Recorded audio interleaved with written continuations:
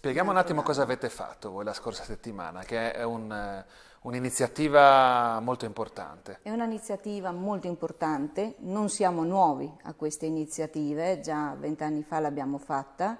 Poi facciamo anche un piccolo focus Sì, su questa storia. sul vostro esordio in campo referendario. Esatto. Però adesso cos'è successo? Sì, quello che è successo è che noi in questi 2 anni siamo incontrati in tutti i comitati degli ospedali che avevano subito tagli, che erano stati presi di mira da questa riforma, ci siamo riuniti e abbiamo cercato in tutti questi anni di avere una comunicazione anche con chi ha creato questa riforma.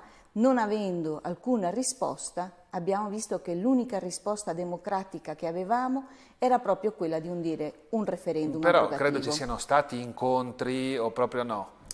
Non ci sono stati incontri, nel senso che incontri organizzati dai cittadini non hanno mai partecipato. Cioè, noi come cittadini abbiamo organizzato in diverse sedi incontri e non hanno mai partecipato. Cioè voi volevate, diciamo, incontri così con i cittadini, non nelle sedi istituzionali? Non nelle sedi istituzionali, non nelle sedi di partito, ma volevamo proprio una cosa da cittadini per i cittadini. Volevamo che i cittadini potessero avere delle risposte alle loro domande, ai loro dubbi, a tutta questa confusione che è stata creata, si era creata e che continua, perché ci sono tantissimi dubbi che appunto vogliamo e abbiamo sempre chiesto delle risposte, non le abbiamo avute. Quali sono i dubbi principali, signora, che tormentano l'ospedale a cui si I dubbi riferisce principali è che viene chiuso, non viene chiuso un reparto, verranno fatti dei tagli, non verranno fatti, che cosa diventerà? Questi sono i dubbi che i cittadini si pongono. Trovo l'ospedale aperto? Però queste domande magari potevano essere poste anche in un incontro in una sede istituzionale. Uno dice magari ci troviamo con 300 persone e non tutti sono ferrati sull'argomento. Lei sì, ma magari chi partecipa... Allora, noi possiamo dire che abbiamo dei cittadini informati. Sì. Possono dire che sono cittadini informati e perciò consapevoli e perciò hanno tutti questi dubbi, perché noi come comitato abbiamo organizzato delle serate informative proprio perché non siamo proprio degli sprovveduti. Vi siete rivolti agli specialisti anche, Ci siamo rivolti agli specialisti, abbiamo letto molto bene la riforma, l'abbiamo studiata, proprio perché non volevamo fare degli sbagli, perché poi appunto siamo cittadini e volevamo avere, come ho detto prima, delle risposte. E noi come cittadini abbiamo chiesto a chi poteva spiegarci meglio, chi è del mestiere, perché anche questo è da dire. Se noi cittadini arriviamo fino a un certo punto. Ovvio, non tutti possono essere competenti su tutto, Esatto, noi non siamo medici, siamo andati a chiedere a chi fa di mestiere questo, a chi sarebbe stato anche protagonista all'interno di questa riforma, a chi che in un certo senso poteva anche subirla con i tagli, avere delle risposte. Perché questo è anche da dire, quando un cittadino è informato è anche allerta. L'ospedale di Gemona, come molti altri ospedali della regione, hanno subito un po' alla volta, no? Togliere queste foglie, come noi diciamo molte volte, a politica del carciofo, a Maniago, Cividale, ma anche lo stesso ospedale di Sacile subisce dei ridimensionamenti nel loro pronto soccorso che diventa un punto di primo intervento. Anche lì la differenza, i dubbi nel chiarire questa differenza, che cosa vuol dire un punto di primo intervento, chi trovo quando vado in un punto di primo intervento, lo trovo aperto sempre, non lo trovo aperto, fino a che ora, chi trovo, chi mi riceve, e sono tutte domande che l'utente si pone quando va in un ospedale. Diciamo domande che avete fatto voi queste? Domande che abbiamo fatto, domande che non hanno avuto risposta, perché sono tutte titubanti. Ma verrà un medico di base? No, verrà un medico specialista? No, verrà, ma alla fine non si riesce a capire. Diciamo voi condizionati da questi esiti avete deciso di intraprendere una strada che non è nuova, no? Perché già noi ci siamo trovati così 20 anni fa. Cos'era successo 20 anni fa? 20 anni fa dovevano essere chiusi completamente questi ospedali, dovevano non solo essere ridimensionati, ma proprio si pautava la chiusura di questi ospedali, Cividale, Sacile, Maniago e Gemona. E poi cosa successe? Cosa Cosa è successo? Che ci siamo riuniti, abbiamo creato il forum dei comitati. Vedo la soddisfazione, no? Nel Sì, suo sguardo. è stata una soddisfazione perché quella volta siamo riusciti a raggiungere tutti gli step che richiede un referendum. Ok, anche quella volta quindi decideste di proporre un quesito referendario. Esatto, noi abbiamo, come quell'altra volta, abbiamo più o meno portato avanti la stessa prassi, abbiamo cercato il dialogo, abbiamo cercato proprio di mediare, di riuscire a capire un po' di più. Visto che risposte non le abbiamo, andiamo all'unica arma democratica che abbiamo, che è il referendum. Ecco, tecnicamente diciamo che cosa si deve fare per proporre un tipo di quesito del genere? Allora, noi abbiamo proposto un quesito che... Dico in termini di numeri proprio, quante firme servono? Allora, no? noi adesso avevamo Perché siamo bisogno... abituati a sentirne parlare solo a livello nazionale, no? Noi solo di cifre. Allora, adesso per la prima fase, che era la fase della proposta, no? Per il referendum, occorrevano soltanto 500 firme. Ma noi, essendo 9 comitati, abbiamo pensato che era giusto che fosse rappresentata tutta la regione. Questo per quello raccolta. Di adesso, al tempo invece, così chiudiamo il discorso di 20 tempo anni fa. era più o meno uguale adesso, Sì. avevamo bisogno, però abbiamo raggiunto molto di più queste firme. Tra l'altro avevamo fatto anche manifestazioni molto numerose, perché all'epoca C'era anche un po' più partecipazione popolare ai tempi, c'era no? molta partecipazione meno popolare. Smartphone e divano e un po' più andare per Esatto, strada, c'era almeno no? il mi piace su Facebook e più partecipazione. Che serve anche quello, dopo noi ci serviamo anche di quello, Sì, però c'era un po' più di vita, diciamo. È importante questi mezzi nuovi di comunicazione proprio perché sono immediati.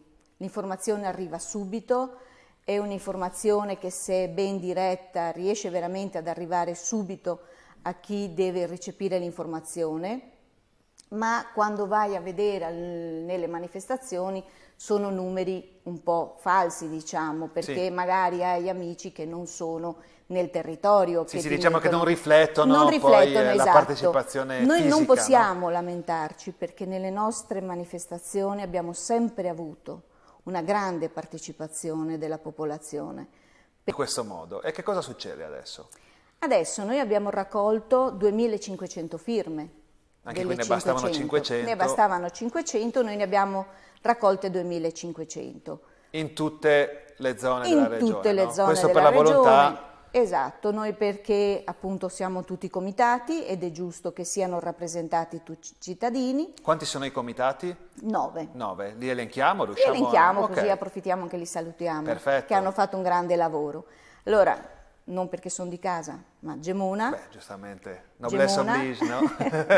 La Tisana, Maniago, Cividale, Sacile, Trieste, chi sto dimenticando? Gorizia, Sì. Monfalcone, Grado. Ok, li abbiamo tutti Le quanti. salutiamo tutti. Abbiamo fatto un grande lavoro, stiamo facendo veramente un grande lavoro, specialmente di informazione, perché noi consideriamo, come l'ho detto prima, che il cittadino deve essere informato e non facciamo le cose allo sbaraglio, ma proprio vengono meditate, studiate e cerchiamo di prepararci al meglio proprio pensando al bene dei nostri cittadini. Certo. Perché la salute non guarda in faccia a nessuno. Ovvio, ma che cosa chiede il referendum? No? Che cosa ci sarà scritto sulla domanda nel momento La in cui domanda è: si andrà a votare? No? Volete che sia abrogata la legge 17 di ottobre 2014? Ok, su Proprio questo, chiediamo l'abrogazione completa. su questo della è legge. più limpido che chiaro, anzi, diciamo così. Sì, questo deve essere un quesito che deve essere chiaro perché il cittadino deve sapere a che cosa va. Incontro. Esatto. Cioè, vediamo tutti i numeri. Il problema di questa riforma sono proprio i numeri, che sono tante volte dati in forma sbagliata. Ok, lei dice numeri sbagliati. Numeri Cos'è successo sbagliati con questi numeri? Sono numeri che non rispecchiano la realtà, che poi aspettiamo anche, io parlo anche del caso di Gemona, Sì. sono stati sbagliati i numeri degli ingressi al pronto soccorso di codici rossi. Ne davano meno di quelli Ne che davano effettivamente molti di meno di quelli che veramente erano. E con questo giustificavano la chiusura o la riconversione del pronto soccorso in punto di primo intervento.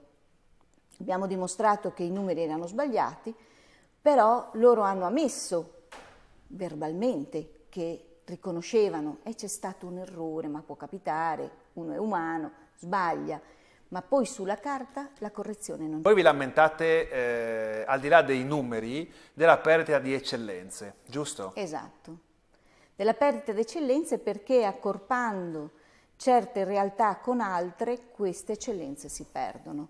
Poi vediamo il fatto del burlo. Non è che concentrando, come dire, certe attività solo in alcuni posti li rende migliori? No, ma il problema è questo, che non... Se vediamo il caso del burlo, lei dice, l'abbiamo si taglia da una parte e esatto, non si implementa si dall'altra. taglia, non adegui a questo taglio, non si predispone niente per ricevere quello che viene tagliato, Okay. e si crea veramente un calo di qualità. Noi quello che vediamo, anche la qualità dei servizi, viene a meno, viene a mancare, perché se io prima avevo un servizio eccellente e viene tagliato perché viene spostato il primario, viene spostato gli strumenti, rimane solo un qualcosa, però non ho più i mezzi per offrire un servizio di qualità. Allora, se io porto via degli strumenti, poi quando devo fare una visita questi strumenti non li ho più, non posso dare un servizio di qualità che prima offrivo. Quindi era meglio come prima? Ma sì, era meglio come prima, c'erano delle cose che potevano essere migliorate. E se uno dice non ci sono più le risorse per fare come prima, costava troppo? Peccato che questa non sia una riforma economica. Ma politica, dice. Ma è politica, e anche perché è stato detto in più sedi, non noi cittadini, ma di chi è del mestiere politico, è stato detto che è una riforma di ridistribuzione delle risorse. Non è che le risorse sono sempre le stesse. Non è di risparmio delle risorse, non mi è dice, risparmio. sono sempre le stesse. Vedrà adesso qual è il prossimo step? Non abbiamo visto prima Allora, un termine, il prossimo no? step è fra un mese, meno di un mese, perché già fra poco sarà una settimana che le abbiamo consegnate, e ci dovranno dare ragione se è stato accettato o no. Se non passa questa prima parte verrà discusso poi in giunta, ci devono dare la motivazione. Se passiamo inizia la raccolta delle 15.000 firme. Quindi un altro test per la forza dei comitati. Un altro test per la forza, ma siamo tranquilli. Siamo tranquilli perché abbiamo visto che la popolazione ci ha risposto molto bene. Ci scusiamo, approfitto di questo anche per scusarci con i cittadini che volevano firmare, ma purtroppo avevamo dei tempi stretti, perché non è da dimenticare che 2.500 firme in un mese sono abbastanza. Sono abbastanza. E penso che le scuse verranno accolte, signora, no? Perché dopo spero, volevano firmare, sì, intanto il primo obiettivo è stato sì. raggiunto, quindi saranno contenti anche quelli che non hanno potuto firmare. Sì, e poi certamente per le 15.000 firme chiederemo il supporto anche dei partiti politici che vogliano darci una mano. Beh, poi si vedrà, per quello sarà anche interessante Sì, vedere chi sostiene chi ci sostiene, questo impegno. Tanto noi come cittadini ci siete. Ci siamo e porteremo avanti questa battaglia. Adesso come 20 anni fa. Grazie signora Monica di averci spiegato un po' di cose. Grazie a tutti e buonasera, a domani alla stessa ora con Viceversa. Grazie.